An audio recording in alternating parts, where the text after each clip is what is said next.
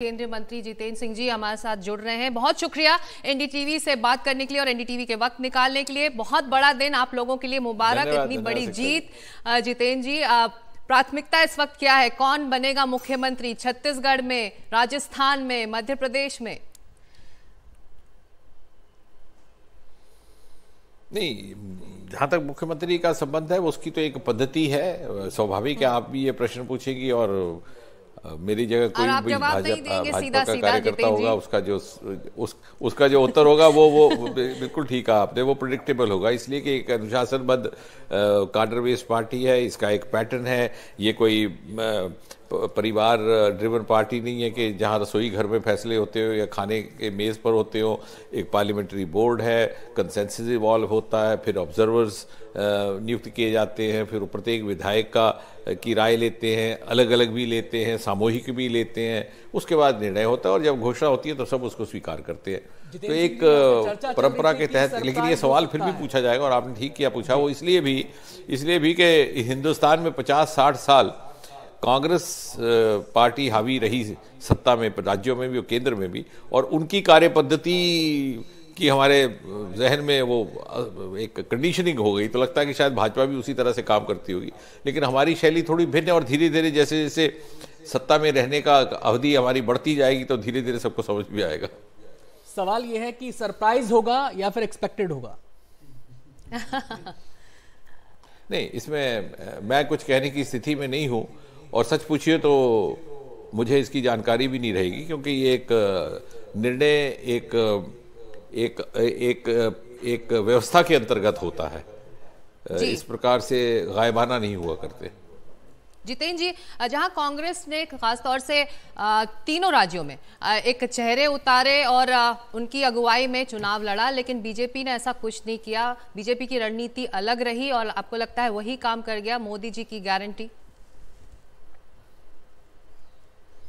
इसमें कोई संदेह नहीं, मोदी जी की गारंटी, लोगों ने उसकी विश्वसनीयता पर मोहर लगाई। और दूसरा मैं ये भी जोड़ दूं कि डबल इंजन सरकार, जिसकी हम बार बार बात करते थे, कभी कभी उस पर व्यंग भी किया जाता था, मोदी जी की गारंटी को धरती पे उतारने का माध्यम डबल इंजन सरकार हो, इसका भी ये भारी जो हमें बहुमत मिला है उसकी भी एक ऑथेंटिकेशन होती है, उसका भी अनुमोदन होता है। क्योंकि लोगों को ये समझ में आ रहा था, आम व्यक्ति को, भले ही वो उतना शब्दों में कह ना पा रहा हो, भले ही वो राजस्थान हो, छत्तीसगढ़ हो, कि पड़ोसी राज्य हैं, जैसे राजस्थान के साथ गुजरात है, उत्तर प्रदेश है, छत्तीसगढ़ के साथ तो बिल्कुल बगल में मध्य प्रदेश है, कि मोदी जी की जो अनगिनत जनहित की स्कीमें थी, चाहे उज्ज्वला थी, चाहे प्रधानमंत्री आवास योजना था, या उन वर्गों को लेकर के जिनकी अभी तक उनको कभी उस प्रकार की तवज्जो नहीं मिली जिसके वो हकदार थे। प्रधानमंत्री स्वनिधि योजना, रेडी वालों को लेकर कभी किसी सरकार ने सोचा नहीं। विश्वकर्मा योजना, वो ट्रेडिशनल आर्टिजन जो अपनी जीविका भी कमाते हैं, हिंदुस्तान की तहजीब को भी जिंदा रखते, तो उन वर्गों को जो बेनिफिट मिल रहे थे या इस तरह के, वो शायद उस तरह से धरती पर उतर नहीं पा रहे थे। ये आम इंसान देख रहा था। आज सोशल मीडिया का ज़माना, कम्युनिकेशन का ज़माना है। जो विकास के कार्य और जो जनहित के कार्य मोदी जी के द्वारा प्रारंभ किए गए थे, जिस प्रकार से वो कार्यान्वयन हुए हैं इन प्रदेशों में जहां पर के भाजपा सरकार थी, वहां नहीं हुए। उसके विपरीत केंद्र से जाने वाली राशि की उस तरह से जवाबदेही नहीं थी। आपने देखा राजस्थान में किस तरह से पूरे पन्ने के इश्तिहार छपते रहे किसी एक कांग्रेस नेता को लेकर के, क्योंकि केंद्र के प्रति कोई जवाबदेही नहीं थी।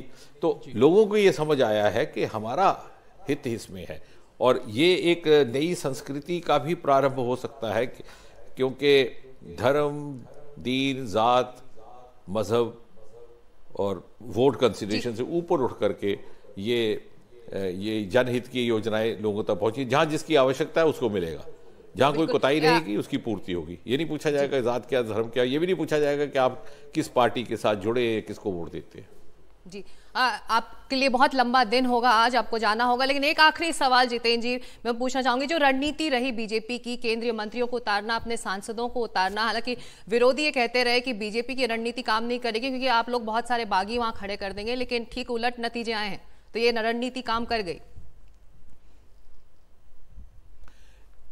ये ऐसा कहा जाता है, जैसे मैंने कहा कि भारतीय जनता पार्टी की कार्यशैली और कार्य संस्कृति इतनी भिन्न है कि अभी वो इतनी आसानी से समझ नहीं आती आम दूसरे लोगों को जो बाहर से हमें देखते हैं।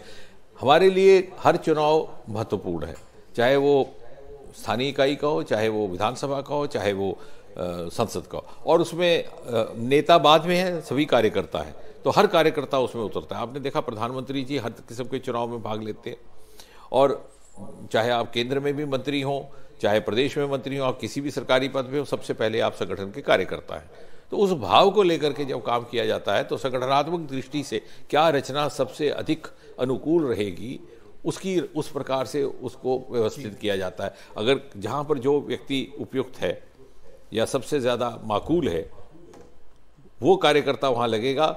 ये नहीं सोचा जाएगा कि वो किस पद पर आसीन है, केंद्र में है कि प्रदेश में है कि मंत्री है या कुछ और है। तो हर व्यक्ति को, हर सदस्य को एक कार्यकर्ता की दृष्टि से देखते हुए उसकी योग्यता, उसकी क्षमता, उसकी स्वीकृति, उसकी मान्यता का जायजा लेते हुए उसको उतारा जाता है।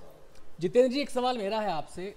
विकसित भारत संकल्प यात्रा के दौरान पीएम मोदी ने 4 जातियों का जिक्र किया था, और जो विपक्षी खेमा है वो भी जाति की बात कर रहा है, लेकिन जो पीएम मोदी हैं वो अलग तरीके से जातियों को देख रहे हैं। तो क्या आपको लगता है कि 24 से पहले वो एक नई लकीर यहां पर खींच रहे हैं?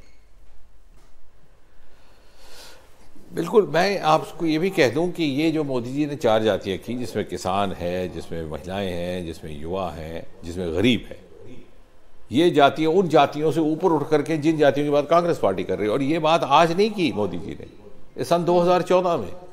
आप देखिए, सरकार बनते ही सबसे पहले निर्णय लिया गया कि सरकारी पदों के लिए इंटरव्यू की प्रथा समाप्त कर दी जाए। तो पहले शिकायत की जाती थी कि साहब इंटरव्यू में 100 नंबर दे देती थी कांग्रेस सरकार, और जो योग्य बेचारे बालक होते थे उनको 100 अंक मिले और रिटर्न में उनको नौकरी नहीं मिलती थी। तो पक्षपात दूर किया, लेवल प्लेइंग फील्ड हर व्यक्ति को दिया। उज्ज्वला का गैस बांटना था, लगभग 10 करोड़ घरों तक पहुंच गया। महिलाओं के जीवन में परिवर्तन आया, चूल्हे से छुटकारा मिला। ये नहीं पूछा कि तुम्हारा धर्म क्या, मजहब क्या, तुम किस पार्टी को वोट देते हो कि नहीं देते हो, लेकिन हाँ आपके घर में नहीं है, सूची बनाई है कलेक्टर ने, आपको मिलेगा। प्रधानमंत्री आवास योजना, मैं काफ़ी समय तक उत्तर प्रदेश के भी एक क्षेत्र का प्रभारी रहा। हमने अपनी आंखों से देखा ऐसे मोहल्ले, अल्पसंख्यकों के कुछ एक ऐसे समुदाय जिन्होंने शायद भारतीय जनता पार्टी को बहुत अधिक उनके प्रति झुकाव ना होगा, लेकिन ये इस बात को तस्लीम करते थे कि हर प्रत्येक परिवार को पक्का मकान मिला है। तो ये एक, तभी मैंने कहा कि कार्य संस्कृति बदलने का भी काम मोदी जी द्वारा हुआ है। मुझे यकीन है कि आने वाले समय में इस पर एक केस स्टडी का ये एक विषय बनेगा कि जो राजनीति वर्ग विशेष या वोट को देख करके होती थी, उससे ऊपर उठ करके जहाँ जिसकी आवश्यकता है वो वहाँ पहुँचा जाए, और फिर विवेक, जनता का विवेक है, उस पर छोड़ दिया जाए कि वो किसको अपना नेतृत्व किसके हाथ में सौंपना चाहते हैं। जी, एक बार फिर बहुत बहुत मुबारक। बीजेपी ने ऐतिहासिक जीत तीनों राज्यों में दर्ज की है, और बहुत शुक्रिया हमसे बात करने के लिए।